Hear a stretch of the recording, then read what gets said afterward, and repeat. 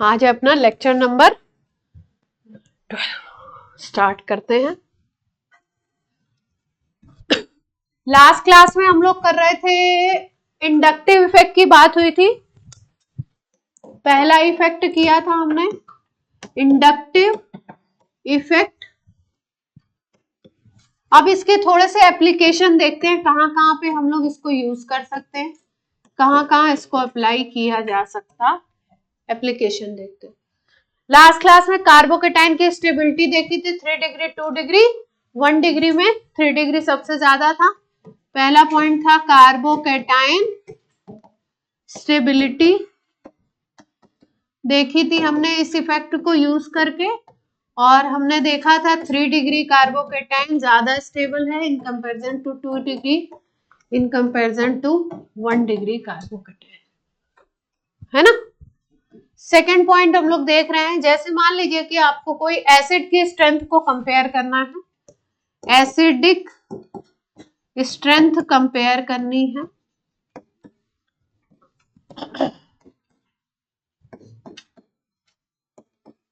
Acidic strength को compare करना है ना। पहले पॉइंट समझ लीजिए फिर लिखिएगा, पहले समझिए।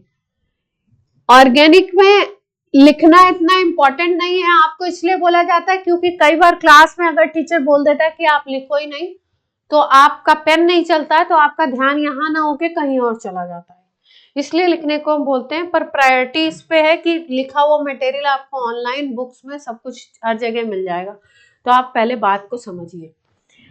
जब भी एसिड की स्ट्रेंथ को आपको देखना है, 2 एसिड दिए, 3 दिए, 4 दिए हैं, तो हम एसिड की स्ट्रेंथ देखते हैं एक तरीके से। अगर कोई एसिड है HA, ये ब्रेक हो रहा है H प्लस और A माइनस में, एसिड है तो H प्लस देगा और एक माइनस वाला आयन बनाएगा, एनायन बनाएगा।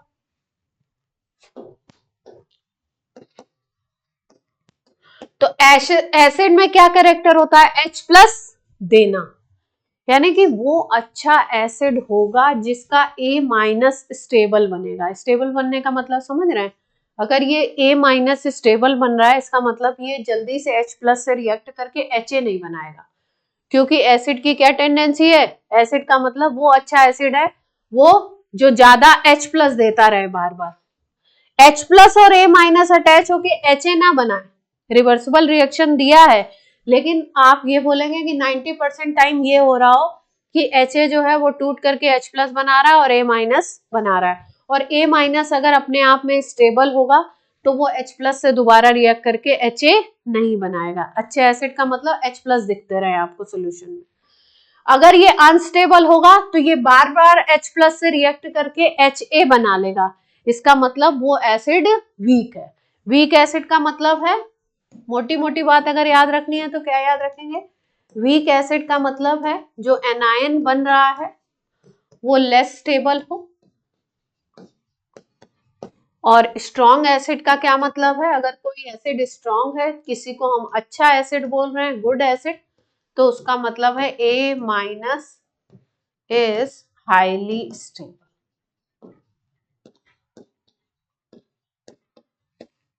इसका मतलब एसिड की अगर स्ट्रेंथ देखनी है, 2 एसिड 3 एसिड को कंपेयर करना है, तो एसिडिक स्ट्रेंथ कह सकते हैं कि directly proportional to stability of anion. Anion कौन सा, जो प्रोड्यूस होगा H प्लस निकालने के बाद। तो मोटी मोटी बात क्या याद रखनी है, एसिडिक स्ट्रेंथ किसके ऊपर डिपेंड करती है, H प्लस निकालने के बाद जो एनायन बन रहा है वो कितना स्टेबल है। जिस केस में जितना ज्यादा स्टेबल एनायन, वो एसिड उतना अच्छा बोला जाएगा, स्ट्रॉन्ग बोला जाएगा, और जितना लेस स्टेबल एनायन वो H प्लस से रिएक्ट करके HA के फॉर्मेट में रहेगा। एसिड का मतलब HA का फॉर्मेट नहीं चाहिए, H प्लस चाहिए। तो ये लाइन नोट कर लिए, फिर एग्जांपल।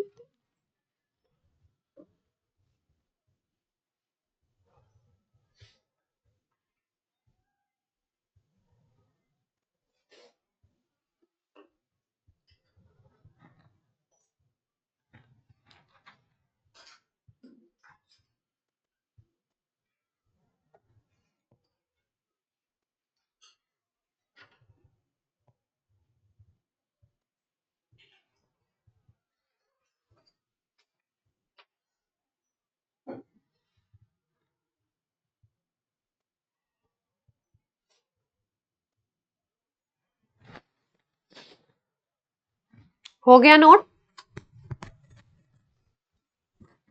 नोट हो गया? जल्दी से नोट करिए, 2 पॉइंट है।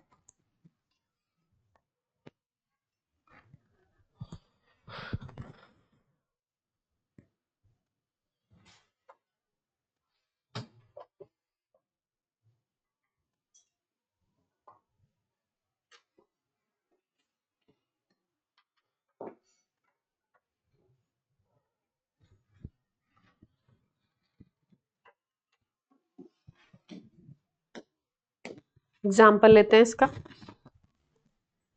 जैसे मान लो 2 एसिड हमको दे दिए गए, SCOH दे दिया गया और एक दे दिया गया एसिटिक एसिड। इसको बोलते हैं हम लोग, जनरल नेम है फॉर्मिक एसिड, और ये होता है एसिटिक एसिड।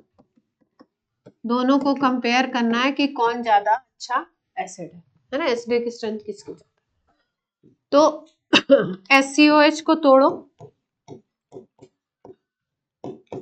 H प्लस और HCOO माइनस। दूसरा हम तोड़ देते हैं एसिटिक एसिड को,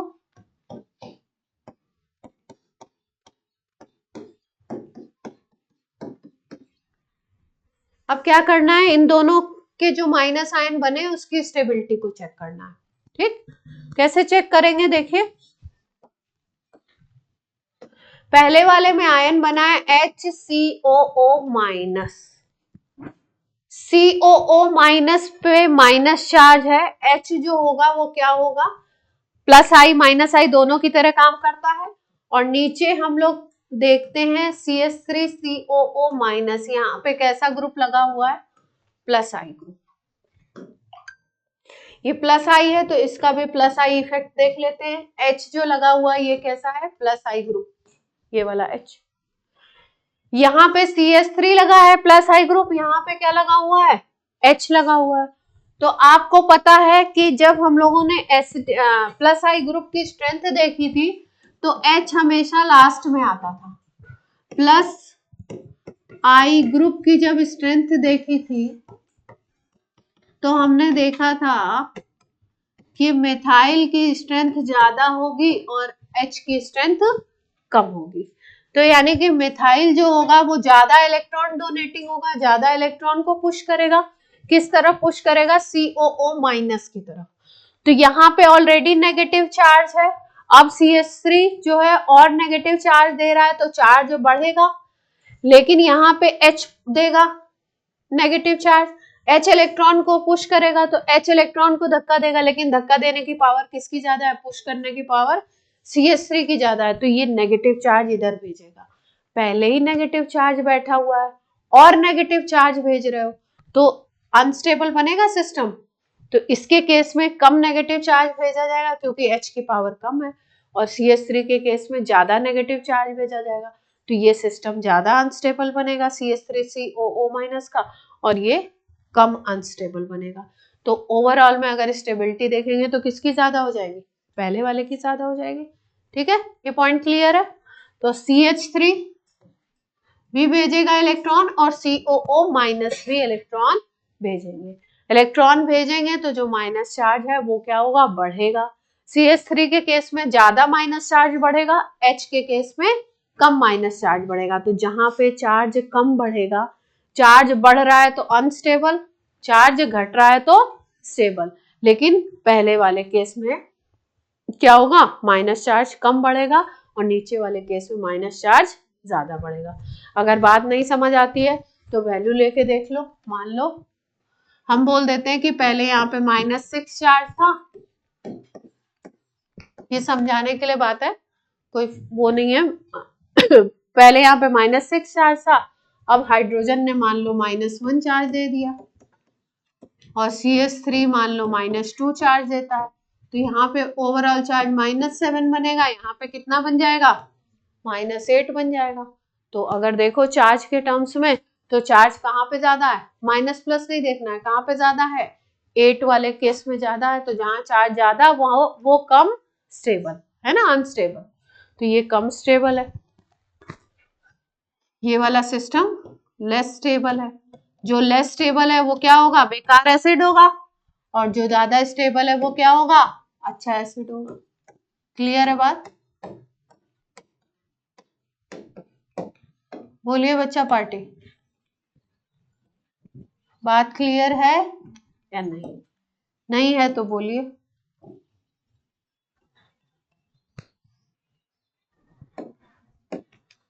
नोट कर लीजिए। तो इसके हिसाब से फॉर्मिक एसिड क्या हो जाना चाहिए, जहां पे स्टेबिलिटी ज्यादा है वो ज्यादा एसिडिक होना चाहिए, अच्छा एसिड है।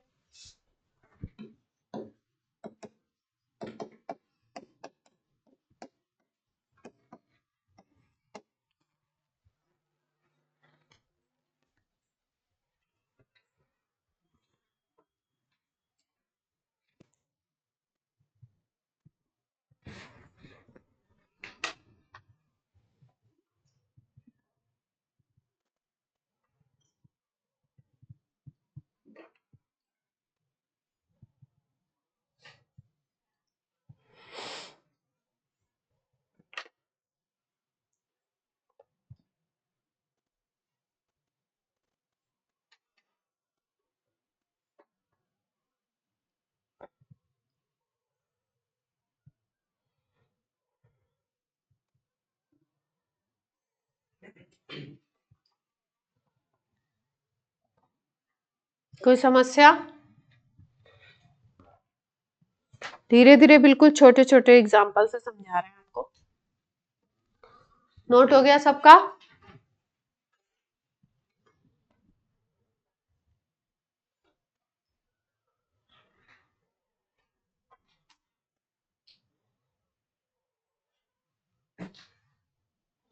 गर्ल्स की स्पीड बहुत कम है, बॉयज सारे नोट कर लेते हैं। चलिए एक और एग्जांपल लेते हैं।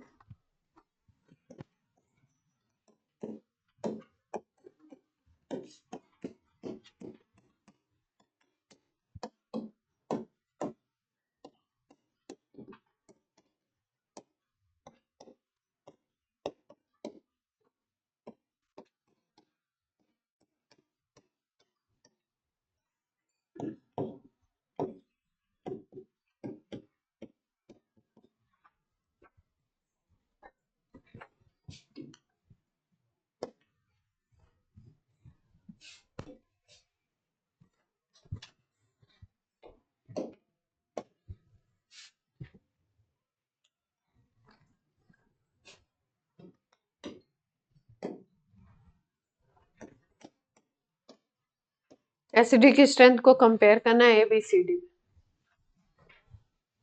किसकी सबसे ज्यादा होनी चाहिए। एल्काइल ग्रुप बड़ा होता जाएगा तो इलेक्ट्रॉन डोनेटिंग कैरेक्टर बढ़ता जाएगा।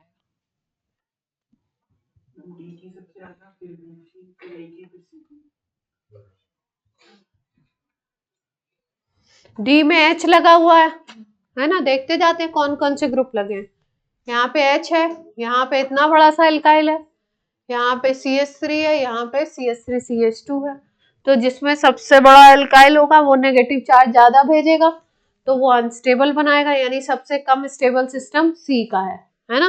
तो एसिडिक स्ट्रेंथ सबसे कम किसकी हो गई, C की हो गई। फिर उसके बाद A की हो जाएगी, फिर B की, और फिर D। उल्टा लिख दिया क्या मैंने?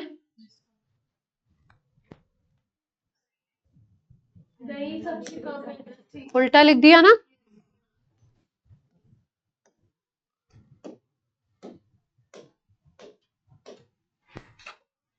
कर लेंगे।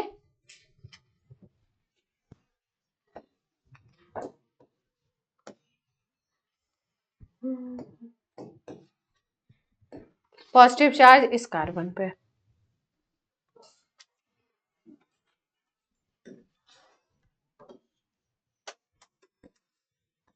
पॉजिटिव चार्ज इस कार्बन पे ऊपर।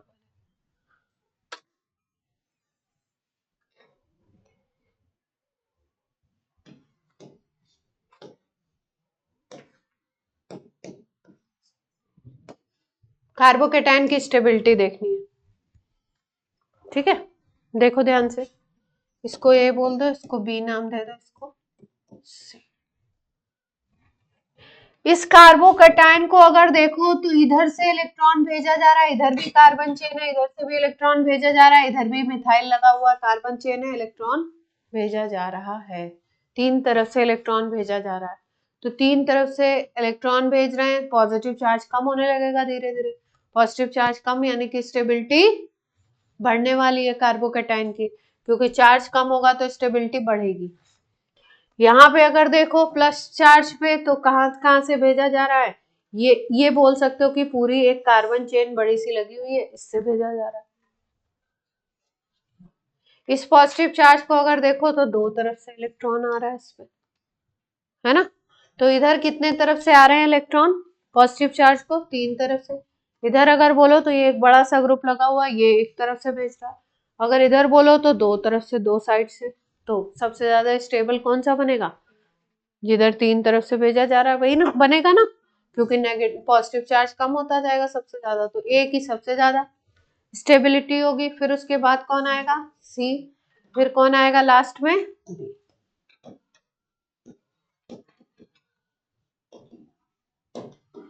कार्बोकैटायन की स्टेबिलिटी।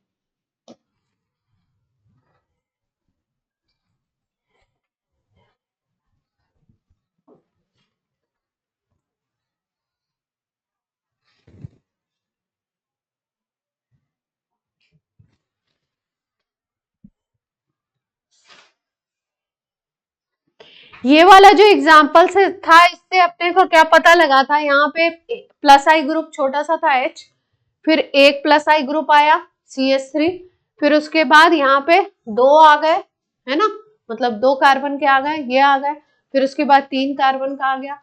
तो आपको यहाँ पे पता लगा कि प्लस आई ग्रुप का साइज अगर बढ़ता जा रहा है तो आपका प्लस आई इफेक्ट क्या होगा, बढ़ेगा, और वहां पे स्टेबिलिटी क्या हो रही है, प्लस आई जैसे जैसे बढ़ रहे थे वैसे वैसे स्टेबिलिटी डाउन हो रही थी ना, जिसमें सबसे ज्यादा प्लस आई ग्रुप थे, कहाँ गया ये, सी वाला, उसमें स्टेबिलिटी क्या हो गई थी, डाउन, सबसे बड़ा प्लस आई ग्रुप है ना, तो साइज के ऊपर डिपेंड करेगा।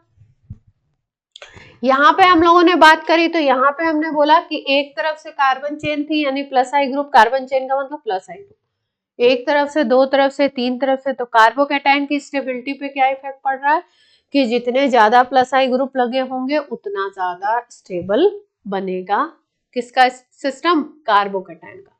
वहां पे हमने क्या बात करी थी, एसिडिक स्ट्रेंथ की बात करी थी। अब अगले एग्जाम्पल पे आते हैं।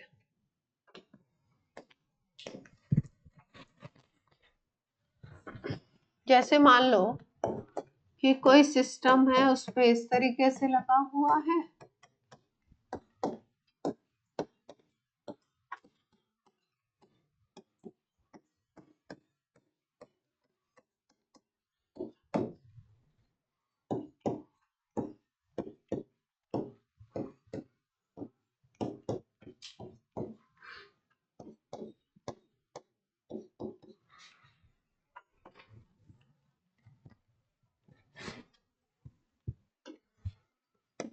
एसिड की स्ट्रेंथ देखती है, तो यहाँ CH3 से जा रहा है चार्ज, यहाँ पे दो ये से जा रहा है चार्ज,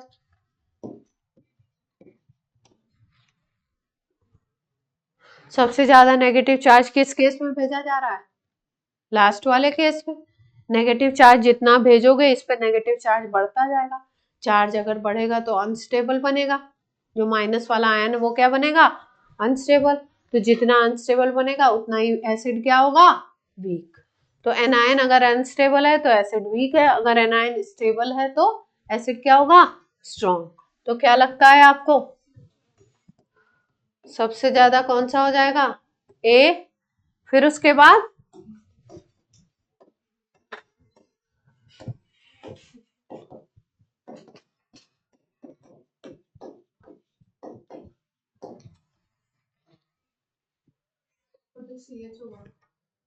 हम्म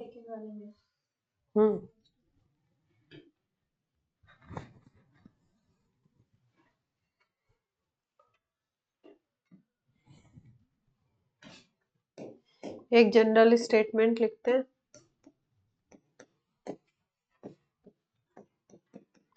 प्लस आई ग्रुप का नंबर जैसे जैसे बढ़ाओगे वैसे वैसे एसिडिक स्ट्रेंथ कम होगी। इनवर्सली प्रोपोर्शनल कह सकते हो। प्लस आई ग्रुप जितने ज्यादा लगाते जाइए उतना एसिडिक स्ट्रेंथ क्या होती जाएगी, कम होती जाएगी। एक में मिथाइल लगा दीजिए, दूसरे में 2, दूसरे में 3 लगा दीजिए, तो जिसमें 3 होगा उसकी एसिडिक स्ट्रेंथ सबसे कम है, क्योंकि वहां पर नेगेटिव चार्ज सबसे ज्यादा भेज रहे हो, सबसे ज्यादा अनस्टेबल बना रहे हो सिस्टम को, तो आपका क्या होगा, एसिडिक स्ट्रेंथ डाउन होगी। तो प्लस आई ग्रुप बढ़ाएंगे तो एसिडिक स्ट्रेंथ डाउन। हम माइनस आई ग्रुप पे आ जाते हैं, एक एग्जांपल माइनस आई का ले लेते हैं।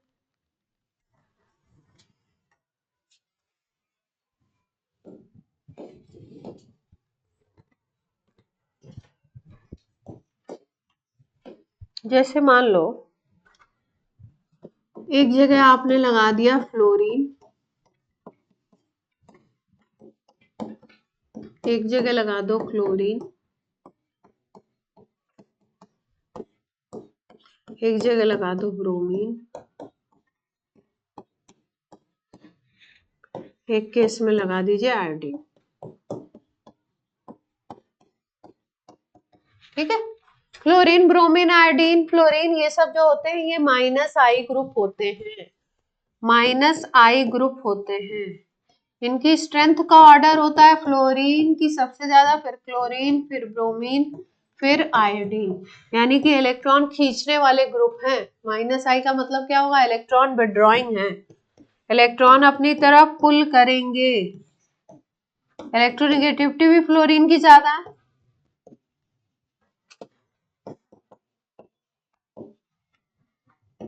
तो फ्लोरीन की इलेक्ट्रोनेगेटिविटी सबसे ज्यादा है, फ्लोरीन का माइनस आई इफेक्ट सबसे ज्यादा होगा, और माइनस आई इफेक्ट सबसे ज्यादा होगा तो इलेक्ट्रॉन को सबसे ज्यादा तेजी से खींचेगा। अगर इससे एनायन बनाओ तो क्या बनेगा, यही तो बनेगा, इधर फ्लोरीन लगा हुआ है, इससे एनायन बनाओगे तो एच हटा रहे हैं ना, एनायन बनाने का मतलब एच हटा रहे।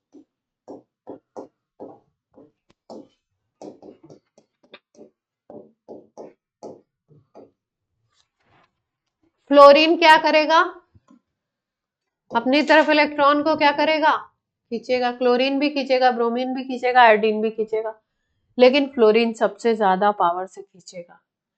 जब भी सिस्टम में इलेक्ट्रॉन डिस्पर्स होंगे, फैलेंगे, जब भी सिस्टम में इलेक्ट्रॉन डिस्पर्स होंगे तो सिस्टम स्टेबल बनेगा। इधर से इलेक्ट्रॉन इधर खींचे जा रहे हैं, माइनस आई ग्रुप लगा दिया, इलेक्ट्रॉन इधर से इधर खींचे जा रहे हैं, एफ की पावर ज्यादा है, इलेक्ट्रॉन इधर खींचे जा रहे हैं, तो इलेक्ट्रॉन डिस्पर्स होगा, इधर से इस कार्बन पे इधर से इधर आ रहा है। तो जैसे ही इलेक्ट्रॉन का डिस्पर्जन होगा, इलेक्ट्रॉन अगर एक जगह फोकस किया जा रहा है तो स्टेबिलिटी कम, इलेक्ट्रॉन अगर फैलाया जा रहा है मतलब डिस्पर्स हो रहा है, उसको डीलोकलाइजेशन कहते हैं केमिस्ट्री की लैंग्वेज। डीलोकलाइजेशन का मतलब एक जगह लोकलाइज नहीं। लोकलाइज जैसे कोई डिजीज पढ़ते हैं अपन, लोकलाइज का मतलब मान लो इस उंगली में कोई प्रॉब्लम हुआ तो यहीं तक है ना। अगर डीलोकलाइज चीज वो होगी इस उंगली में है, कहीं और हो गई, कहीं और हो गई, तो वो डीलोकलाइज हो गया। तो जहां पे डीलोकलाइजेशन बढ़ता है, जहां पे इलेक्ट्रॉन फैलता है, जहां पे चार्ज फैलता है, वहां पे स्टेबिलिटी बढ़ती है, और जहां पे चार्ज एक ही जगह फोकस रहता है, रुका रहता है, वहां पे स्टेबिलिटी कम होती है। तो इस पॉइंट पे लिखिए, डीलोकलाइजेशन ऑफ इलेक्ट्रॉन अगर है तो स्टेबिलिटी क्या होगी, सिस्टम की बढ़ेगी।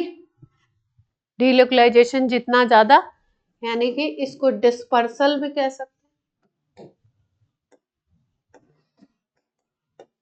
शुद्ध हिंदी भाषा में अगर ऐसे मोटा मोटा समझना चाहे तो बोले इलेक्ट्रॉन अगर फैल रहा है, इधर से खींच रहे हैं इलेक्ट्रॉन को, इधर से इधर की तरफ खींच रहा है, तो इलेक्ट्रॉन अगर फैल रहा है, डिस्पर्स हो रहा है, इधर आएगा, इधर आएगा, इधर आएगा, फैल रहा है, तो डीलोकलाइजेशन हो रहा है, और उससे स्टेबिलिटी क्या होती है, बढ़ती है, डायरेक्टली प्रोपोर्शनल। जितना ज्यादा डीलोकलाइजेशन उतना ज्यादा स्टेबिलिटी। फोकस कर दो इलेक्ट्रॉन को,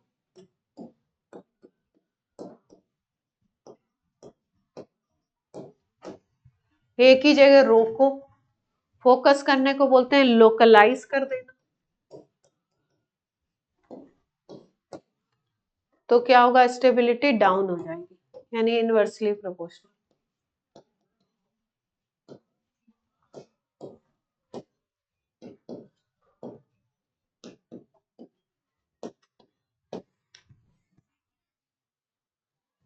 फोकस का मतलब एक जगह पे सारे इलेक्ट्रॉन एक जगह इकट्ठा कर रहे हो, तो वहां अपने आप चार्ज बढ़ेगा, चार्ज बढ़ेगा तो क्या होगा, स्टेबिलिटी डाउन होनी है, ऑब्वियस सी बात। तो फ्लोरीन के केस में सबसे ज्यादा चार्ज खींच लिया जाएगा इस तरफ, डिस्पर्सल होगा, है ना। तो डिस्पर्सल जैसे जैसे होगा वैसे वैसे माइनस की स्टेबिलिटी बढ़ेगी। कैसे बढ़ेगी, क्योंकि हम बोल रहे हैं कि यहाँ से माइनस चार्ज हट रहा है ना, माइनस चार्ज कम हो रहा है, एक तरीके से ऐसे सोचो, माइनस चार्ज कम हो रहा है, इसको फैलाया जा रहा है, तो डिस्पर्सल हो गया तो स्टेबिलिटी बढ़ेगी। एनायन की स्टेबिलिटी बढ़ेगी तो एसिडिक स्ट्रेंथ क्या होगी, बढ़ने लगेगी अपने आप, है ना। तो पहले केस में सबसे ज्यादा स्टेबल एनायन होगा, तो पहला वाला जो है वो सबसे ज्यादा एसिडिक स्ट्रेंथ वाला होगा।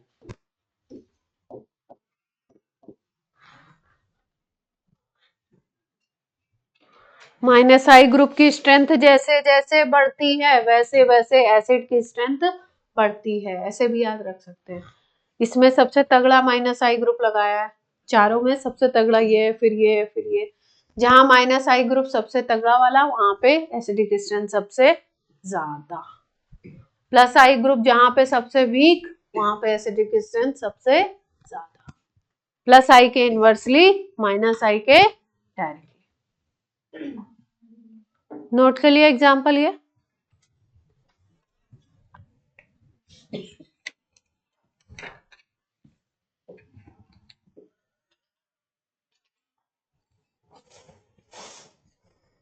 चलिए माइनस वाले चार्ज का भी सिखा देना, स्टेबिलिटी ऑफ कार्बन आयन भी सिखा दे।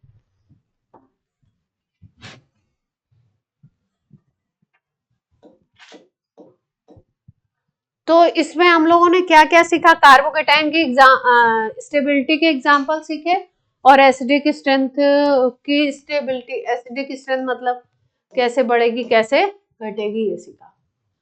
तीसरा पॉइंट डाल लो इसी में,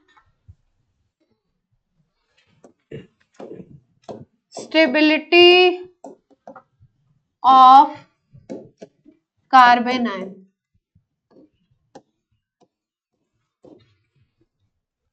कार्बन आयन में, कार्ब एनायन,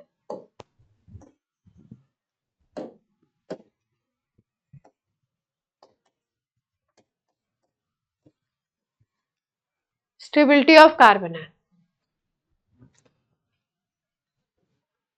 माइनस चार्ज की बात हो रही है, कार्बन पे कैसा चार्ज है, माइनस चार्ज।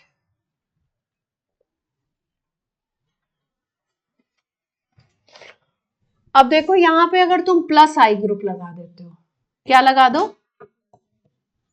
यहाँ पे प्लस आई ग्रुप लगा दिया, तो प्लस आई ग्रुप क्या करेगा, इलेक्ट्रॉन डोनेट करेगा। ईडीजी लगा दिया आपने, इलेक्ट्रॉन डोनेट करेगा तो माइनस चार्ज पहले से, इलेक्ट्रॉन और भेजोगे तो सिस्टम क्या होगा, अनस्टेबल बनेगा। -यूनिट, -6 यूनिट का था, -2 और भेज दिया, -8 हो गया। तो आप चार्ज बढ़ा रहे हो, उस जगह पे चार्ज बढ़ाओगे तो क्या होगा, अनस्टेबल बनेगा। यानी प्लस आई ग्रुप अगर लगाते हो तो इसकी कार्बन आयन की स्टेबिलिटी क्या होगी, डिक्रीज या इंक्रीज। बात सबको समझ आ रही है, पक्की बात। अब इसी C माइनस पे कोई लगा दीजिए माइनस आई ग्रुप, कौन सा ग्रुप लगा दें, माइनस आई। माइनस आई ग्रुप का क्या मतलब है, कौन सा ग्रुप लगा दिया आपने, इलेक्ट्रॉन विदड्रॉइंग ग्रुप, इलेक्ट्रॉन खींच रहा है यहां से, तो यहाँ पे तो इलेक्ट्रॉन कम होंगे, इलेक्ट्रॉन अगर यहाँ से खींचे जाएंगे तो इलेक्ट्रॉन यहाँ पे कम होंगे, कम होंगे तो माइनस चार्ज क्या होगा, कम होगा कार्बन पे माइनस चार्ज कम होगा तो इसकी स्टेबिलिटी क्या होगी, बढ़ेगी, है ना। ये बात कोई ऐसा है जिसको ना समझ में आ रही हो तो बता दो, दोबारा एक्सप्लेन कर।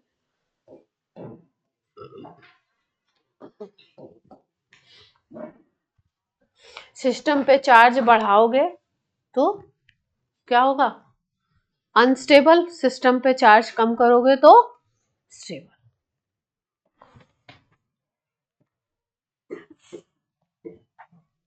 भैया जाओ,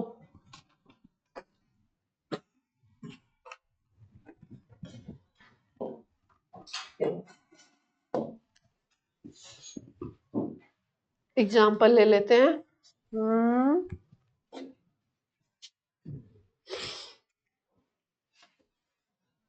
तो प्लस आई ग्रुप लगाने से कम हो रही थी और माइनस आई ग्रुप लगाने से क्या हो रही थी, बढ़ रही थी स्टेबिलिटी कार्बन आयन की, है ना।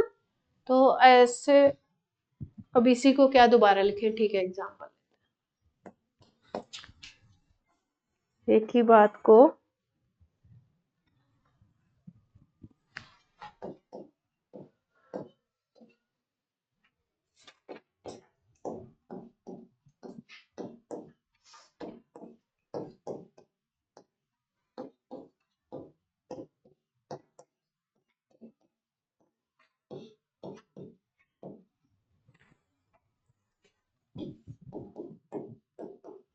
स्टेबिलिटी बतानी है,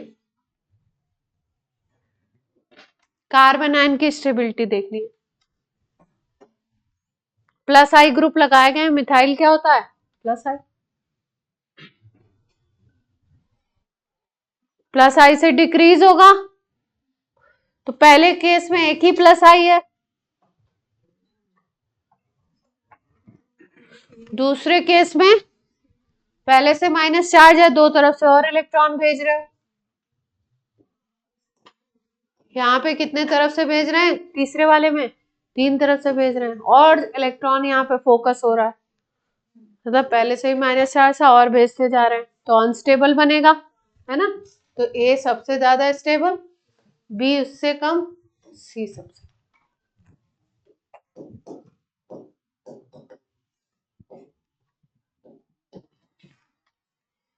खुश हैं आप लोग,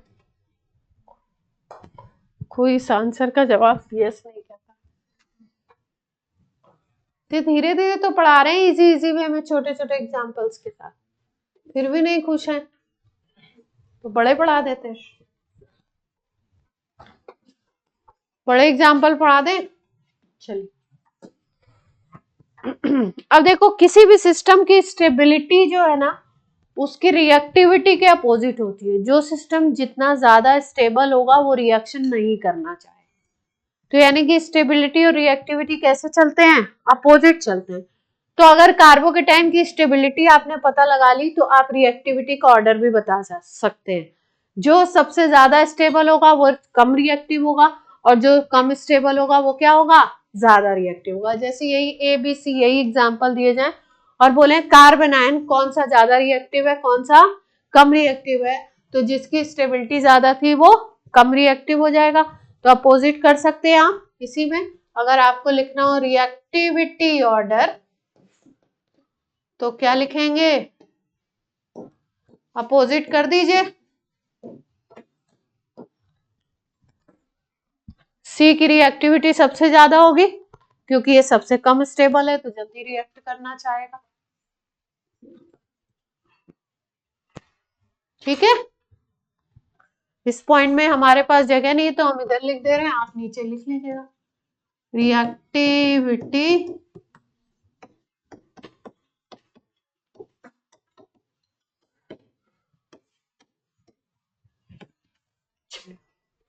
जल्दी करिए।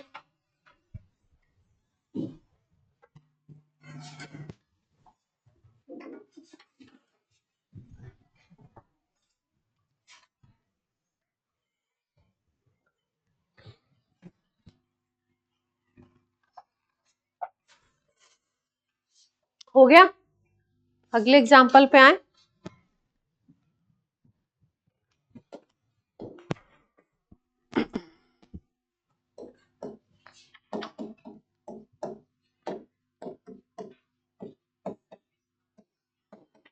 CH3 CH2 माइनस है, CH2 double bond CH minus है,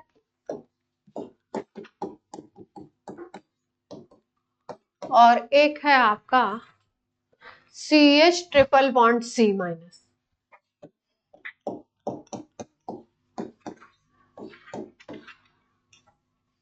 तीन कार्बोकेटायन है। अब यहाँ पे क्या कहानी है, देखो ध्यान से देखते। पहला जो कार्बन आयन है, सॉरी कार्बोकेटायन नहीं, कार्बन आयन, पहला जो कार्बन आयन है इसमें लगा हुआ है मिथाइल ग्रुप। मिथाइल ग्रुप जो होता है इसका कार्बन चारों तरफ से सिंगल बॉन्ड से जुड़ा है, इसलिए ये होता है sp3 हाइब्रिडाइज। यहाँ पे डबल बॉन्ड है तो ये कैसा होगा, sp2 वाला कार्बन। यहाँ पे ट्रिपल बॉन्ड है तो ये कौन सा होगा, sp वाला कार्बन। केमिकल बॉन्डिंग में आपको सिखाया होगा, नहीं सिखाया तो अब याद रख लीजिए। इलेक्ट्रोनिगेटिविटी का अगर ऑर्डर हम बोलें तो sp वाले की सबसे ज्यादा होती है, फिर sp2 की होती है, फिर sp3 की। इलेक्ट्रोनिगेटिविटी सबसे ज्यादा किसकी होती है, sp वाली। sp3 ऑर्बिटल सबसे ज्यादा टेट्राहेड्रल वे में फैला हुआ होता है, उसका शेप ऐसा होता है कि उसकी इलेक्ट्रोनिगेटिविटी, उसका न्यूक्लियस से अट्रैक्शन बहुत कम है, तो उसकी इलेक्ट्रोनिगेटिविटी सबसे कम, sp की सबसे ज्यादा। तो sp कार्बन यहाँ पे है। इलेक्ट्रोनिगेटिविटी को हम लोग डायरेक्टली रिलेट कर सकते हैं -I ग्रुप स्ट्रेंथ से। किससे रिलेट कर सकते हैं, जिसकी इलेक्ट्रोनिगेटिविटी जितनी ज्यादा वो इतना इलेक्ट्रॉन खींचेगा, यानी कि उसमें -I कैरेक्टर उतना ज्यादा। -I कैरेक्टर का मतलब इलेक्ट्रॉन पुल किए जा रहे हैं, खींचे जा रहे हैं। तो तीसरे वाले केस में सबसे तेजी से खींचे जाएंगे, सबसे तेजी से खींचे जाएंगे मतलब सबसे ज्यादा कमी यहीं पे आएगी। इस केस में सबसे मतलब उतने नहीं खींचे जाएंगे जितने यहाँ पे पुल किया जाएगा। तो यहाँ पे पुल होगा तो डिस्पर्स होगा, जब डिस्पर्सल होगा, डीलोकलाइजेशन होगा, तो स्टेबिलिटी क्या होगी, बढ़ेगी, है ना।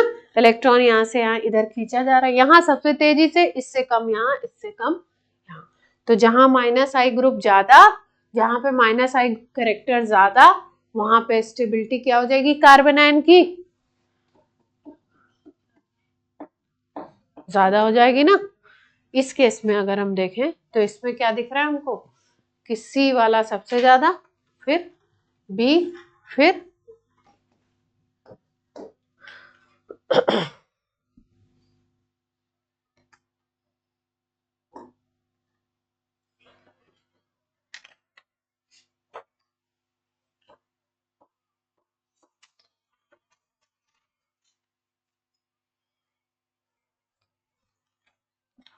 तो कार्बन आयन की स्टेबिलिटी भी देख ली हम लोगों ने, कार्बोकेटायन की भी देख ली, और एसिड का स्ट्रेंथ भी देख लिया, है ना। एसिडिक स्ट्रेंथ में एक चीज और याद कर, एसिडिक स्ट्रेंथ पूछते हैं, एसिडिक स्ट्रेंथ जो होती है ना वो डायरेक्टली प्रोपोर्शनल होती है एसिड के लिए। डिसोसिएशन कांस्टेंट निकाला था ना हम लोगों ने इक्विलिब्रियम में, जिसकी Ka की वैल्यू जितनी बड़ी होती है वो उतना अच्छा एसिड होता है, यानी कि उसकी स्ट्रेंथ ज्यादा होगी। और इसका अपोजिट होता है pKa, क्योंकि pKa होता है -log। तो अगर दो एसिड के Ka दिए हैं, कंपैरिजन करना है, तो जिसका Ka ज्यादा उसका एसिडिक स्ट्रेंथ ज्यादा, जिसका pKa ज्यादा उसकी एसिडिक स्ट्रेंथ कम, अपोजिट चलेगा। तो कई बार दो चार एसिड के Ka या pKa दे देते, तो आप कैसे कंपेयर करोगे।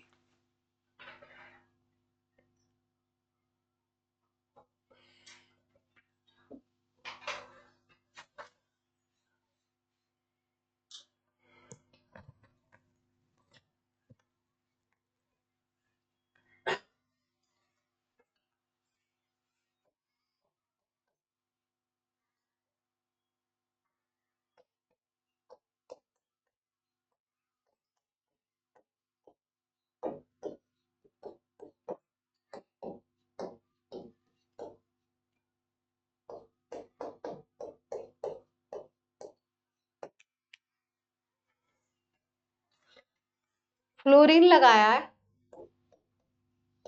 एस्टर की स्ट्रेंथ देखनी है।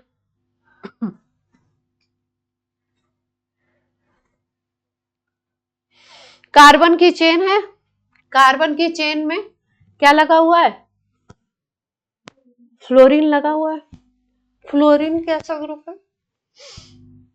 फ्लोरीन किस तरीके का ग्रुप है? माइनस आई है। माइनस आई ग्रुप का मतलब इलेक्ट्रॉन को क्या करेगा? खींचेगा। इलेक्ट्रॉन अगर अपनी तरफ खींचेगा तो क्या करेगा? चार्ज को कम करेगा, है ना? चार्ज डीलोकलाइज होगा। अगर ये इलेक्ट्रॉन को अपनी तरफ खींच रहा है तो चार्ज डीलोकलाइज होगा, है ना?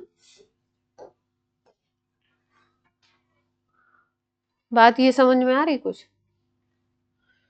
तो दोनों के केस में अगर बोले तो कार्बन चेन 2 की अटैच है, COO माइनस पे 2 कार्बन की चेन अटैच है, यहाँ पे भी COO माइनस पे 2 कार्बन की चेन अटैच है। एक बार दूसरे ये तीसरे नंबर वाले कार्बन पे फ्लोरीन अटैच है, अगर इसको 1 2 3 बोल दो तो तीसरे पे अटैच है, और इस बार फ्लोरीन कहाँ पे अटैच है? दूसरे नंबर पे अटैच है। ये तो सेम हो गया, कार्बन चेन 2 की है, ये भी 2 की है, तो ये फैक्टर तो सेम। डिफरेंस दोनों में क्या है? यहाँ पे भी फ्लोरीन लगा है, यहाँ पे भी फ्लोरीन लगा है, तो माइनस आई इफेक्ट भी सेम होगा।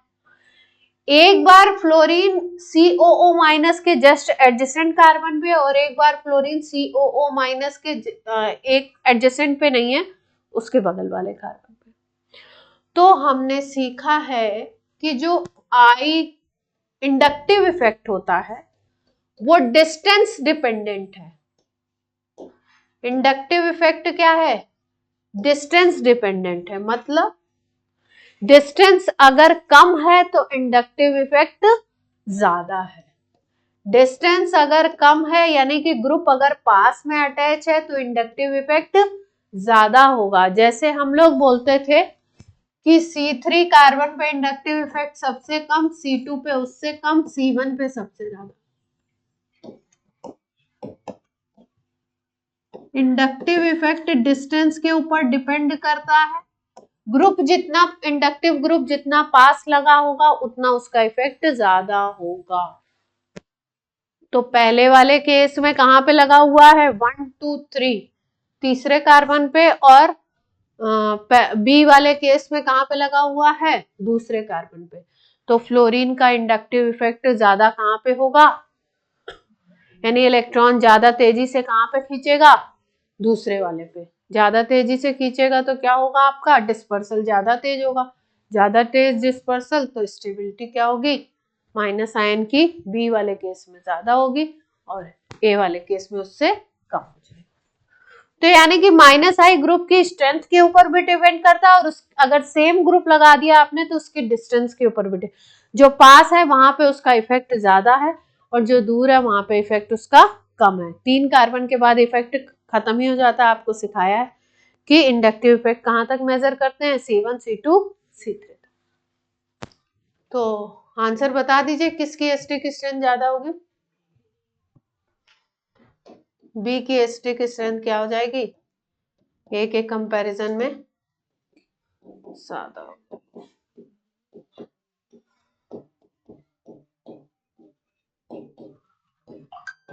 क्लियर है बात? पक्का? चलिए,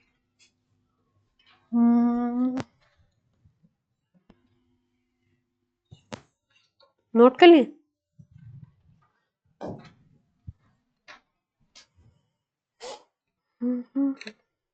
इंडक्टिव इफेक्ट से एमीन की बेसिक स्ट्रेंथ बता रहा। अल्कोहल सिखा दें आपको?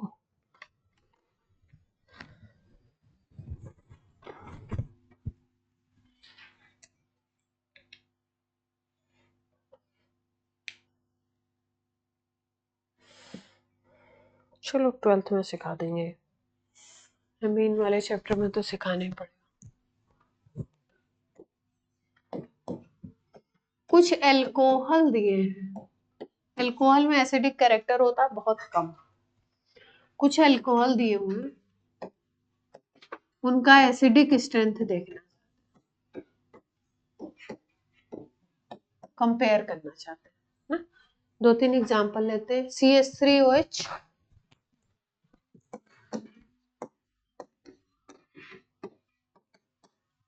CH3 CH2OH ले लिया, तीसरा अल्कोहल ले लिया,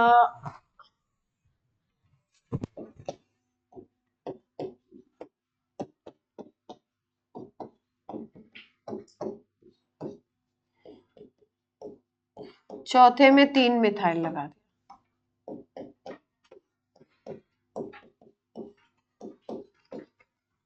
इसको बोलते हैं T butyl alcohol, tertiary butyl alcohol.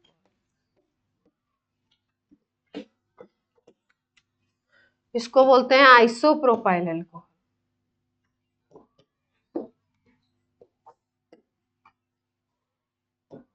इसको इथेनॉल बोलते हैं।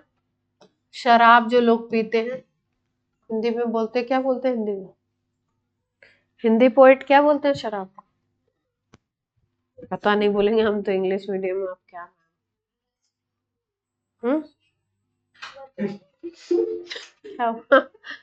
सारांश हंसने की क्या बात है?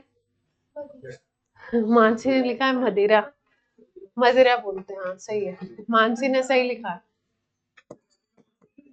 मिथेनॉल है या मिथाइल अल्कोहल? इथेनॉल को क्या बोलते हैं हिंदी में? हिंदी पोएट बोलते हैं मदिरा। हरिवंश राय बच्चन जी ने पोएट्री लिखी हुई ना इस पे, तगड़ी वाली। कौन सी लिखी थी याद नहीं आ रहा, बड़ी अच्छी सी है।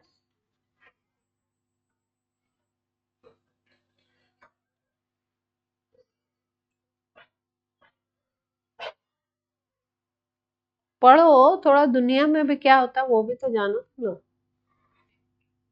पता ही नहीं।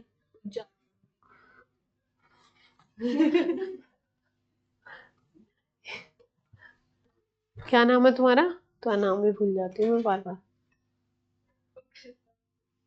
अक्षिता। हाँ। तुम क्यों सोच रही थी? अक्षिता बोल रही मैम जाम भी तो बोलते हैं। चलो अल्कोहल पे आ जाता है। अक्षिता, एनायन बनेगा इससे CH3O-, H हटाते जाएंगे। एसिडिक स्ट्रेंथ चेक करनी है तो H हटाते जाओ। इससे कौन सा बनेगा?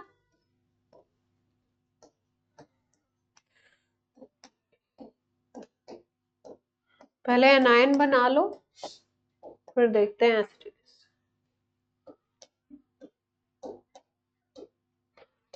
प्लस आई ग्रुप लगे हुए हैं, दिखाई दे रहा है जैसा कि आपको यहाँ पे। तो H क्या अटैच है यहाँ पे? प्लस आई ग्रुप अटैच है। तो पहले वाले केस में एक ही प्लस आई ग्रुप है, एक मिथाइल अटैच है, इलेक्ट्रॉन भेजेगा। दूसरे वाले केस में थोड़ा बड़ा एल्काइल ग्रुप अटैच है तो थोड़ा ज्यादा इलेक्ट्रॉन भेज देगा। तीसरे वाले केस में 2 मिथाइल इधर से, ये पूरा इफेक्ट, बड़ा इफेक्ट और है। और चौथे वाले केस में और बड़ा एल्काइल, ऐसे टर्शरी आ गया। तो इलेक्ट्रॉन सबसे ज्यादा कहाँ पे इधर सेंड किए जाएंगे? फोर्थ केस में किए जाएंगे, डी वाले में। तो अगर इलेक्ट्रॉन एक ही जगह क्या कर रहे हो, पहले से ही इलेक्ट्रॉन था और इलेक्ट्रॉन भेजते जा रहे हो, तो चार्ज क्या कर रहे हो, एक ही जगह पे बढ़ा रहे हो, एक ही जगह पे चार्ज को खूब बढ़ाते जा रहे हो। चार्ज बढ़ाओगे तो सिस्टम बनेगा अनस्टेबल। कैसा बनेगा? तो ये क्या हो जाएगा, हाईली अनस्टेबल।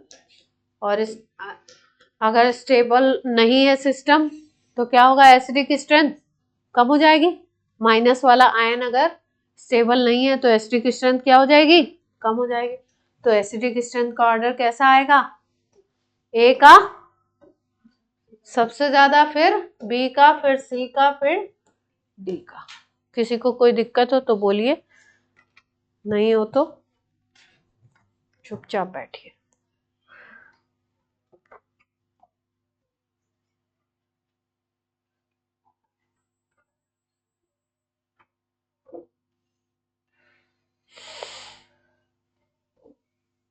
इजी इजी से भी एग्जाम्पल इसमें लिख दिए जाते हैं, जैसे सस्ते एग्जाम्पल जिनको बोलते हैं, जैसे NO2 लगा दिया और CH3 लगा दिया।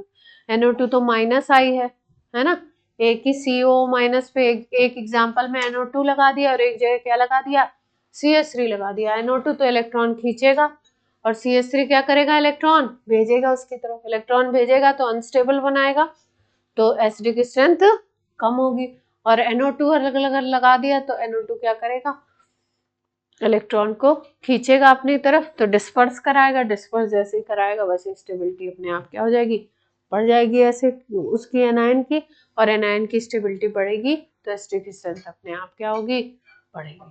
कई सारे एग्जाम्पल करा दिए, अब मेरे ख्याल से आपको क्वेश्चंस इसके निकालने में दिक्कत नहीं आने वाली है। एसिडिक बेसिक स्ट्रेंथ के भी इसमें एग्जाम्पल अभी नहीं करा रहे हैं, वो एमीन के एग्जाम्पल हैं, 12th में कराएंगे, 12th में बेसिक स्ट्रेंथ पढ़नी होती है वहां कराएंगे, अभी के लिए चलिए। अब अगला इफेक्ट हम लोग पढ़ते हैं, कौन सा पढ़ा जाए, रेजोनेंस या मेसोमेरिक इफेक्ट।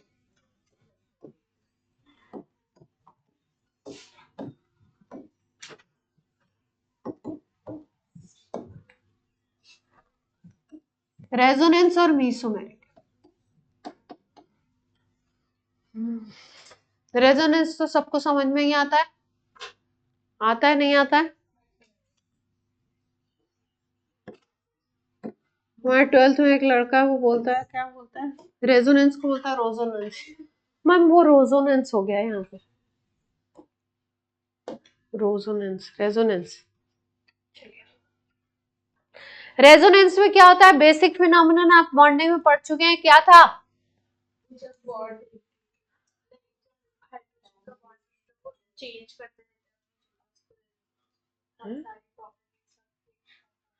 किसी भी एक कंपाउंड की अगर प्रॉपर्टीज एक स्ट्रक्चर से एक्सप्लेन नहीं हो, कई सारे उसके स्ट्रक्चर से सारी प्रॉपर्टीज एक्सप्लेन होती हैं, तो वो सारे स्ट्रक्चर उसके रेजोनेटिंग स्ट्रक्चर या कैनोनिकल स्ट्रक्चर कहलाते हैं, और ये फिनोमेनन को बोलते हैं रेजोनेंस।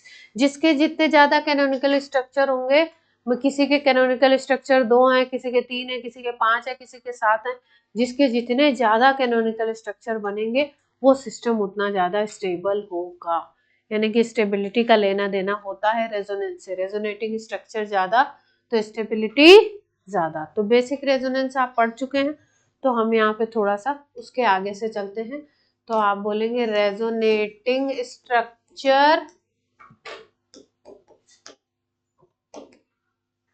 का नंबर अगर ज्यादा है तो स्टेबिलिटी क्या होगी उस स्ट्रक्चर की,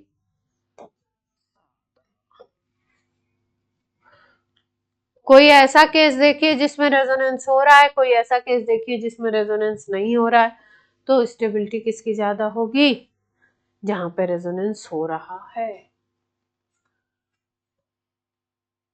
ठीक है, नंबर, नो नहीं number, number of resonating structure, हमने उल्टा लिख दिया, आप सीधा लिख लीजिए नंबर ऑफ।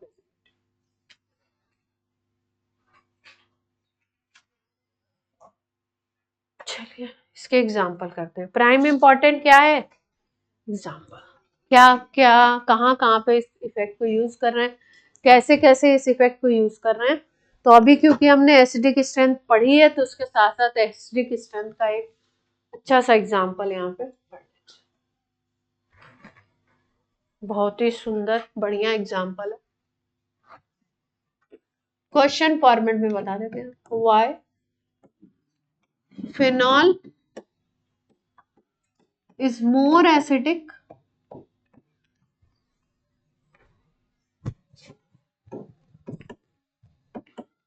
than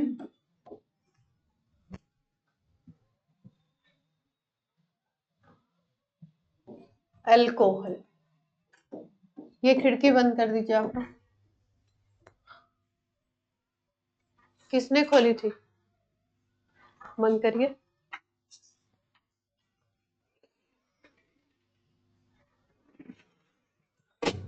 फिनॉल देखिए, फिनॉल आपको सिखाया था बेंजीन रिंग पे अगर OH लगा दीजिए डायरेक्टली, तो उस स्ट्रक्चर को आप फिनॉल कह सकते हैं। एक OH लगाओ, 2 लगाओ, 4 लगाओ, फिनॉल बोले, जनरल नेम उसका क्या है, फिनॉल।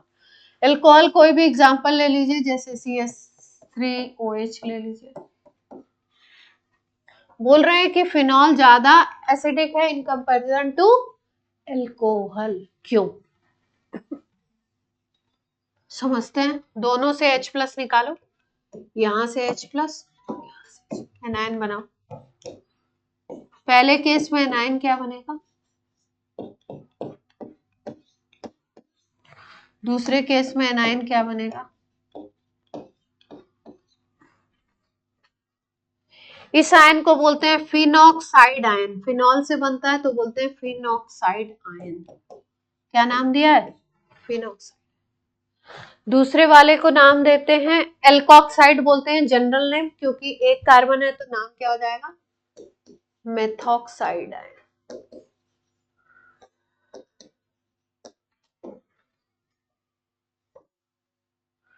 ठीक है। अब इस माइनस आयन की स्टेबिलिटी, इसका मतलब फिनॉल के केस में ज्यादा हो रही है और अल्कोहल के केस में माइनस आयन की स्टेबिलिटी कम हो रही है, इसीलिए फिनॉल ज्यादा एसिडिक है और बता दिया गया, रीजन आपसे पूछा गया। तो देखते हैं भाई, फिनॉल के केस में जो बन रहा है आपका माइनस आयन, अगर इस O माइनस के इस चार्ज को देखो आप, तो इसमें होगा अच्छा खासा रेजोनेंस। O माइनस का मतलब होता है कि इसके पास एक लोन पेयर ऑफ इलेक्ट्रॉन है, ये इस लोन पेयर ऑफ इलेक्ट्रॉन को भेज सकता है नीचे की तरफ। इलेक्ट्रॉन अगर ये भेजेगा तो देखिए इसका रेजोनेटिंग स्ट्रक्चर बनाते हैं हम लोग।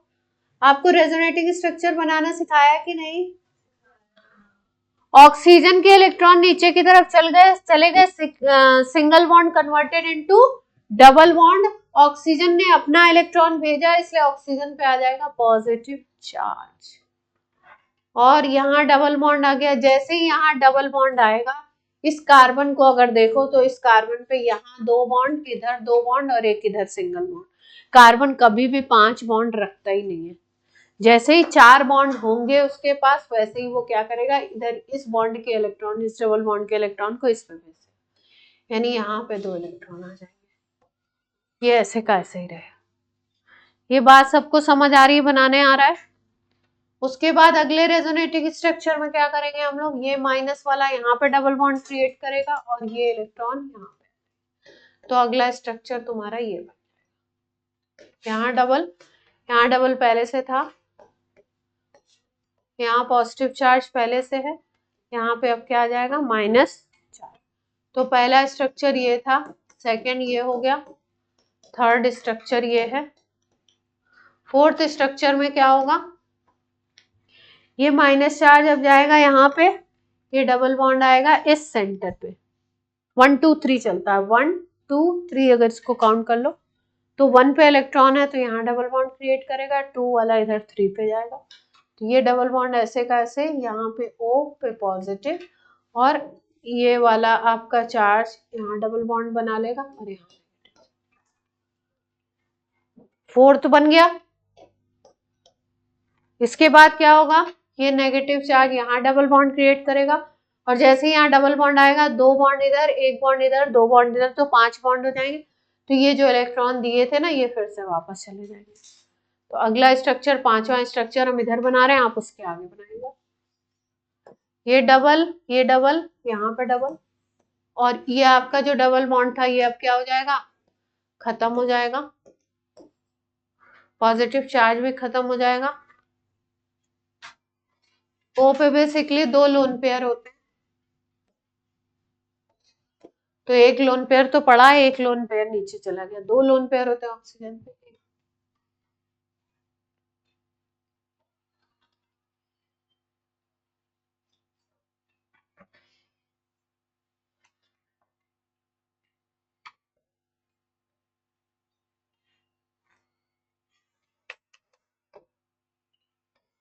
बुक में स्ट्रक्चर्स में लोन पेयर नहीं दिखाते, एक लोन, 2 लोन पेयर में से एक को देता है, वो एक उसके पास रहता है।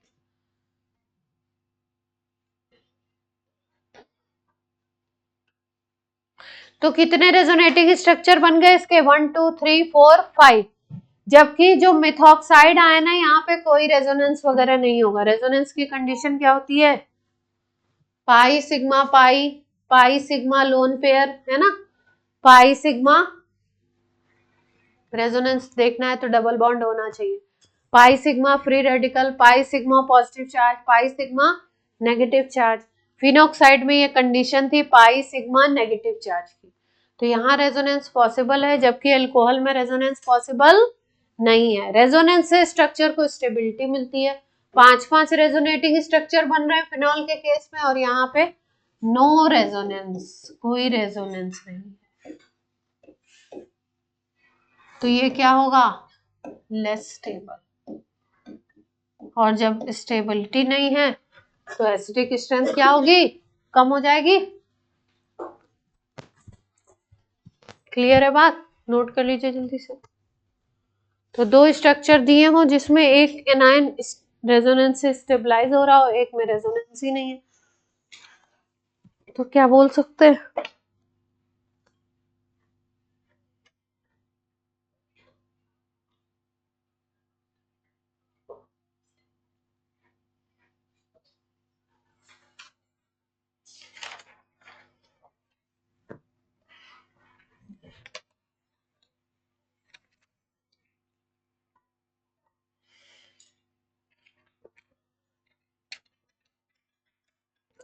रेजोनेंस जब पढ़ाया था आपको तो कितने स्ट्रक्चर बनाने सिखाए थे रेजोनेंस के, कुछ बनाना सिखाया था, माइनस चार्ज प्लस चार्ज वाले कुछ सिखाए थे हैं, माइनस का भी प्लस का भी,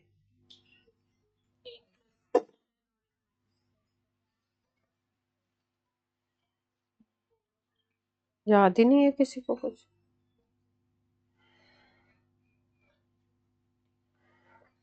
प्यारे बच्चों को कुछ याद ही नहीं। चलो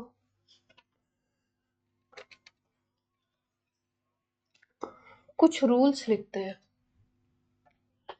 मान लो कि आपको किसी कंपाउंड के 4 रेजोनेटिंग स्ट्रक्चर दिए हुए हैं और आपको पता लगाना है कि इसमें से कौन सा सबसे ज्यादा स्टेबल है, कौन सा सबसे कम स्टेबल है, या स्टेबिलिटी का ऑर्डर लिखना है।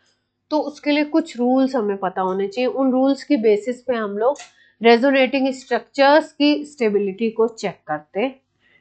ठीक है, तो हेडिंग डालेंगे अच्छी सी, rules for stability of resonating structure, rules for stability of resonating structure.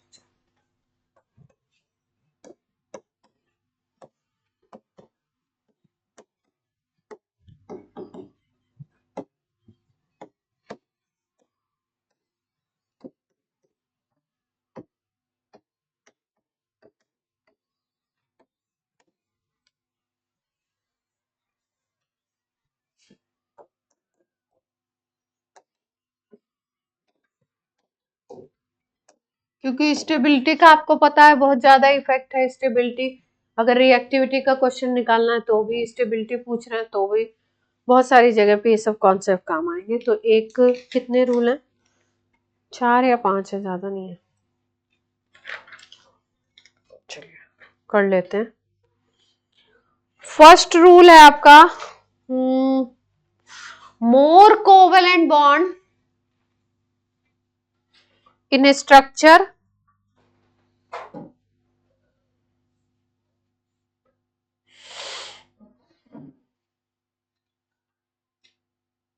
is more stable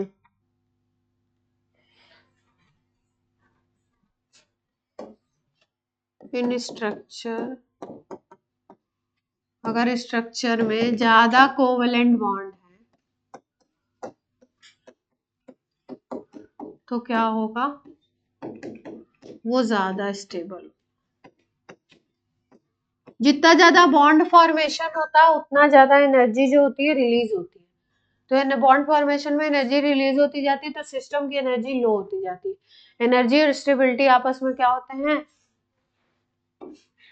energy किसी सिस्टम की ज्यादा है तो वो कम स्टेबल होगा,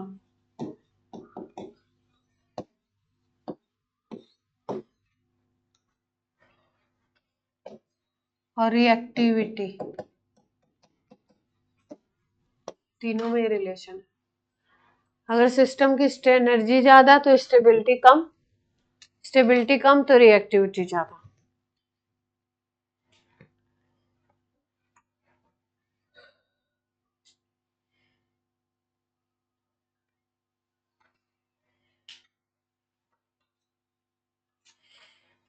एग्जाम्पल ले लेते हैं। CH2 double bond CH2 double bond CH single bond CH double bond CH2। ठीक है, ये एक कंपाउंड है। इसका रेजोनेटिंग स्ट्रक्चर बनाते हैं। मान लो ये डबल बॉन्ड शिफ्ट कर दो इधर। जैसे ही डबल बॉन्ड के 2 इलेक्ट्रॉन आप इधर शिफ्ट करोगे, रेजोनेटिंग स्ट्रक्चर बनाना ध्यान से देखो, सीखो। ये 2 इलेक्ट्रॉन आप इधर शिफ्ट करोगे तो ये सिंगल बॉन्ड कन्वर्ट हो जाएगा किसमें? डबल बॉन्ड में। पहले जो एटम्स हैं, एटम की पोजीशन चेंज नहीं होती, तो पहले ऐसे ही लिख लो। यहाँ सिंगल कर दिया, यहाँ डबल कर दो। ठीक है, आगे की बात करते हैं। यहाँ पे डबल बॉन्ड बना दिया आपने, ये CH2 है, तो ये 2 इलेक्ट्रॉन में से एक इलेक्ट्रॉन तो कार्बन का था, एक इलेक्ट्रॉन इस कार्बन का था, तो दोनों इलेक्ट्रॉन उठा के अगर आपने इधर कर दिए तो इस कार्बन को नुकसान होगा। जिसको इलेक्ट्रॉन का नुकसान होता है उस पर कैसा चार्ज डेवलप होता है? पॉजिटिव। तो इधर आ गया आपका कैसा चार्ज? पॉजिटिव चार्ज आ गया। अब यहाँ पे देखो, इस स्ट्रक्चर में अगर ध्यान से देखो, यहाँ तुमने डबल बॉन्ड कर दिया, इधर पहले से डबल बॉन्ड था और एक हाइड्रोजन भी है, तो हाइड्रोजन भी सिंगल बॉन्ड से जुड़ा होगा, यानी कार्बन के पास कितने बॉन्ड हो जाएंगे? 5 हो जाएंगे। 2 इधर, 2 पहले से ये थे, एक हाइड्रोजन है, तो 5 हो जाएगा। तो ऐसे बॉन्ड नहीं, 5 नहीं रखना चाहता, तो ये क्या करेगा? इधर इलेक्ट्रॉन पेयर भेज देगा। अगर इलेक्ट्रॉन पेयर इधर भेजेगा तो यहाँ डबल बॉन्ड हो गया था, यहाँ पे क्या आ जाएगा? ये डबल कन्वर्टेड इनटू सिंगल, और इस पे कैसे चार्ज आ जाएगा? माइनस।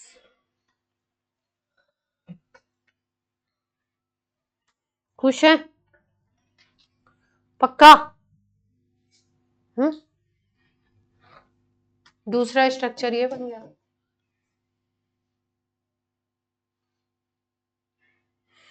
तीसरा ऐसे भी तो कर सकते थे अपन, इस कार्बन का नाम अगर क्या रख लें? बोलने जाती पप्पू। इस कार्बन का नाम मान लो A कार्बन रख लो, इसका B रख लो, इसका C रख लो, इसका D नाम रख लो। अभी हमने A कार्बन से B कार्बन की से A कार्बन से C कार्बन की तरफ इलेक्ट्रॉन भेजे थे, इसका अपोजिट रोटेशन भी तो कर सकते हो, इधर से भी भेज सकते हो, तो स्ट्रक्चर जस्ट अपोजिट बन जाएगा। कैसे? CH2 पे पॉजिटिव चार्ज आ जाएगा CH। आप बोलोगे दोनों स्ट्रक्चर एक ही है? नहीं भाई, एक ही नहीं बोलेंगे, इनको अलग अलग।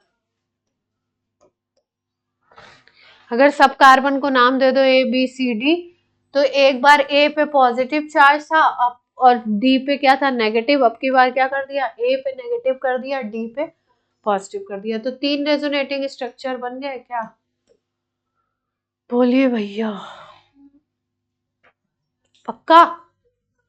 चलिए, अब फर्स्ट स्ट्रक्चर में कितने कोवेलेंट बॉन्ड है? कोवेलेंट बॉन्ड को गिनिए जरा फर्स्ट स्ट्रक्चर में।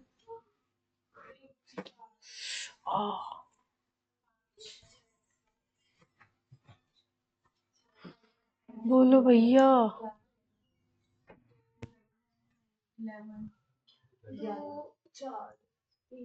आराम से गिन के बता दो।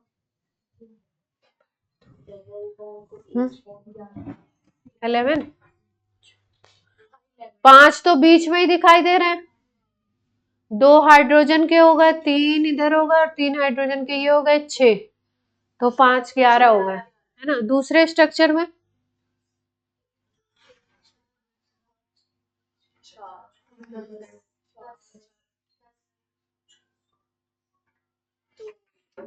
एक बॉन्ड कम हुआ है। पहले 2 डबल बॉन्ड थे और एक सिंगल बीच में दिख रहा था, अब 2 सिंगल कर दिए, एक डबल कर दिया।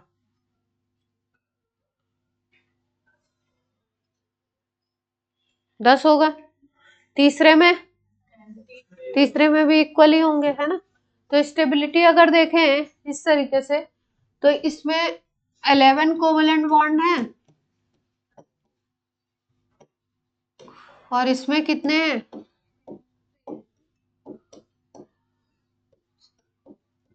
तो क्या हो जाएगा स्टेबिलिटी? जितने ज्यादा कोवेलेंट बॉन्ड उतना ज्यादा स्टेबल, तो ए सबसे ज्यादा और बी और सी के बारे में बराबरी बोलोगे। ए बी सी क्यों कर दिया? फर्स्ट सेकंड थर्ड कर।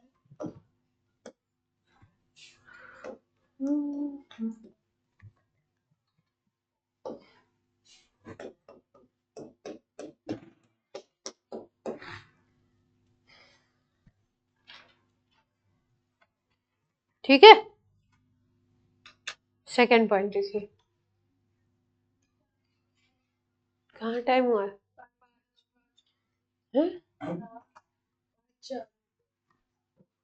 मुझे 6 क्यों दिख रहा था?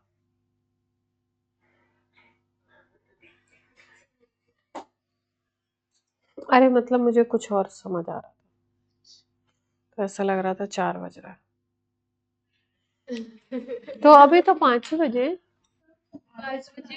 तो आपकी क्लास कब ओवर होती है? आज 10 मिनट लेट शुरू हुई थी ना, तो 10 मिनट और होगी, 3 पॉइंट है, हो जाएंगे। चलिए जल्दी से सेकंड पॉइंट लिखिए, जल्दी, शैतानी बिल्कुल नहीं। सेकंड पॉइंट लिखिए, structure in which all of atom have complete valence shell electron. Structure in which all of atoms have complete valence shell electron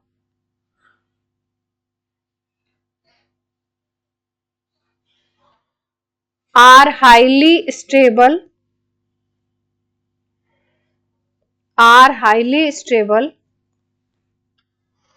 and make large contribution to the resonance hybrid.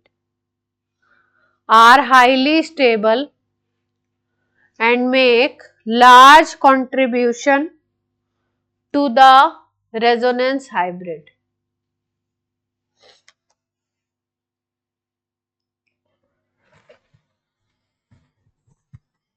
इसका मतलब दो structure अगर दिए हैं, उसमें से अगर कोई एक स्ट्रक्चर ऐसा है जिसमें all atoms have complete octet, complete valence shell का मतलब उसमें 8 इलेक्ट्रॉन है पूरे के पूरे, तो वो ज्यादा स्टेबल होगा। और अगर कोई ऐसा है जिसमें ऑक्टेट इनकम्प्लीट है तो वो कम स्टेबल होगा, है ना। एक एग्जांपल लिख लेते हैं छोटा सा, CH3O CH2 plus, CH3O CH2 plus, और इसी का दूसरा रेजोनेटिंग स्ट्रक्चर अगर हम लोग बनाए तो बनेगा CH3O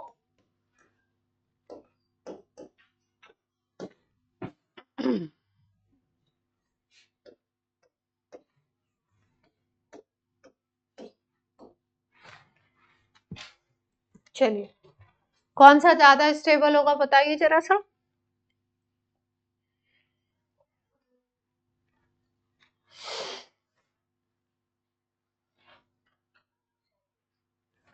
सेकंड वाला, क्यों? कोवेलेंट बॉन्ड ज्यादा है। अच्छा, और इस पॉइंट की बेसिस पे अगर देखना है तो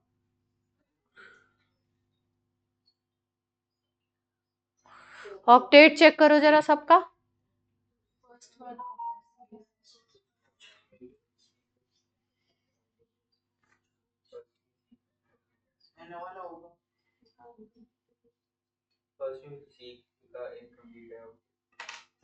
और सेकंड में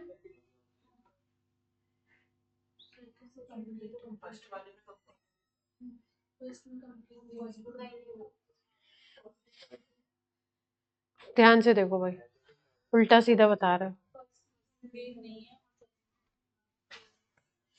देखो ध्यान से, एक एक एटम को देख लो। कार्बन के आउटर शेल में कितने इलेक्ट्रॉन होते हैं? 4 इलेक्ट्रॉन होते हैं। 3 बॉन्ड बना लिए इसने तो 3 हाइड्रोजन से मिल जाएगा, 3 हाइड्रोजन से और आपके एक ऑक्सीजन से, है ना। तो एक ऑक्सीजन से बॉन्ड बनाया था, तो इसको कितने मिल गए इलेक्ट्रॉन? 8। तो 8 इलेक्ट्रॉन का सिस्टम है। ऑक्सीजन को देख लो, ऑक्सीजन के आउटर शेल में 6 इलेक्ट्रॉन होते हैं, है ना, और इसने 2 बॉन्ड बनाए हैं तो 8 इलेक्ट्रॉन दिखाई दे रहे हैं इसके। आउटर शेल में खुद 6 होते हैं, 2 बॉन्ड इसने बना लिए तो कितने हो गए? 8 हो गए। CH2 को देखो, कार्बन पे 6 इलेक्ट्रॉन होते हैं और इसने 6 होते हैं लेकिन पॉजिटिव चार्ज है तो 5 इलेक्ट्रॉन हो जाएंगे ना, 1 इलेक्ट्रॉन की कमी हो जाएगी। तो 5 इलेक्ट्रॉन है, 1 2 3 बॉन्ड बना लिए, 2 हाइड्रोजन के और एक बॉन्ड बनाया इसने किससे, ऑक्सीजन के साथ। तो कितने हो गए इलेक्ट्रॉन, 8 इलेक्ट्रॉन, है ना। ऑक्टेट इनकम्प्लीट है इसमें, बोलो जल्दी। 3 बॉन्ड बना लिए और इसके पास खुद के इलेक्ट्रॉन कितने थे, 5 थे, तो हो गए इसके पास 8 हो गए। अब इस स्ट्रक्चर में देखो, दूसरे वाले में कार्बन का तो पूरा दिखाई दे रहा है। कार्बन के आउटर शेल में 4 इलेक्ट्रॉन खुद के, 3 इलेक्ट्रॉन हाइड्रोजन से, 1 इलेक्ट्रॉन ऑक्सीजन से, तो 8 का सिस्टम है। इस ऑक्सीजन को देख लो, ऑक्सीजन ने 3 बॉन्ड बनाए हैं, ठीक।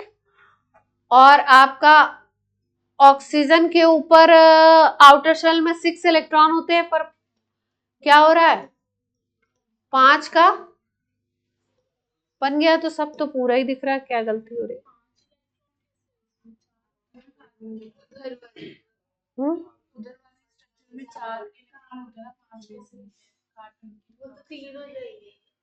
अच्छा, ये देखो, ये गलती हो गई यहाँ पे। इस स्ट्रक्चर में खुद के इसके कितने इलेक्ट्रॉन होंगे, 4 इलेक्ट्रॉन होते हैं खुद के, और एक पॉजिटिव चार्ज है, यानी कि खुद के कितने हो जाएंगे, 3 इलेक्ट्रॉन हो जाएंगे, और 3 इसने बॉन्ड बना रखे हैं, तो कितना हो गया, 3 + 3 कितने का सिस्टम बन गया, 6 इलेक्ट्रॉन सिस्टम, है ना। तो ऑक्टेट इनकम्प्लीट है। यहाँ पे ऑक्सीजन का देख लिया आपने, 3 बॉन्ड बनाए हैं इसने और एक पॉजिटिव चार्ज है, तो 5 इलेक्ट्रॉन होंगे, तो 8 इलेक्ट्रॉन का सिस्टम तो है यहाँ पे, ये भी कंप्लीट है। इसको अगर देखोगे तो कार्बन के 6 होते हैं, सॉरी 4 होते हैं, और 2 और 2 4 इसने बना लिए बॉन्ड, 2 हाइड्रोजन 2 बॉन्ड, तो 8 हो गया। तो ये जो सेकंड वाला स्ट्रक्चर है, इसमें ऑक्टेट सबका कंप्लीट है, और जबकि फर्स्ट वाले स्ट्रक्चर में कार्बन का क्या है, इनकम्प्लीट है। तो जिसमें ऑक्टेट कंप्लीट होगा वो क्या होगा, मोर स्टेबल, और जिसमें ऑक्टेट इनकम्प्लीट होगा वो क्या होगा, लेस स्टेबल। चलिए आज की क्लास करते हैं, बाय बाय।